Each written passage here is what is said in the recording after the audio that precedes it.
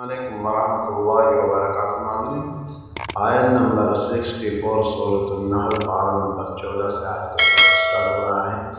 अऊज़ु बिल्लाहि मिनश शैतानिर रजीम, बिस्मिल्लाहिर रहमानिर रहीम। वल्लाहु अंज़ल मिनस समाई माअन फ़अहया बिहिल अर्ज़ बअद मौतिहा इन्न फ़ी ज़ालिका लआयतन लिक़ौमिन यस्मऊन व इन्न लकुम फ़िल अनआमि लइब्रा नुस्क़ीकुम मिम्मा फ़ी बुतूनिही मिन बैनि फ़रसिन व दमिन लबनन ख़ालिसन साइग़न लिश्शारिबीन व मिन समरातिन नख़ील वल अअनाब तत्तख़िज़ून मिन्हु सकरन व रिज़क़न हसना इन्न फ़ी ज़ालिका लआयतन लिक़ौमिन यअक़िलून।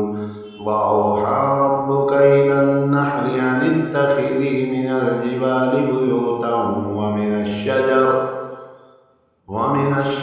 ومما يعرشون ثم كلي من كل الثمرات فاسلكي سبل ربك ذللا يخرج من بطونها شراب مختلف ألوانه فيه شفاء للناس إن في ذلك لآية لقوم يتفكرون والله خلقكم ثم يتوفاكم ومنكم من يرد إلى أرذل العمر لكي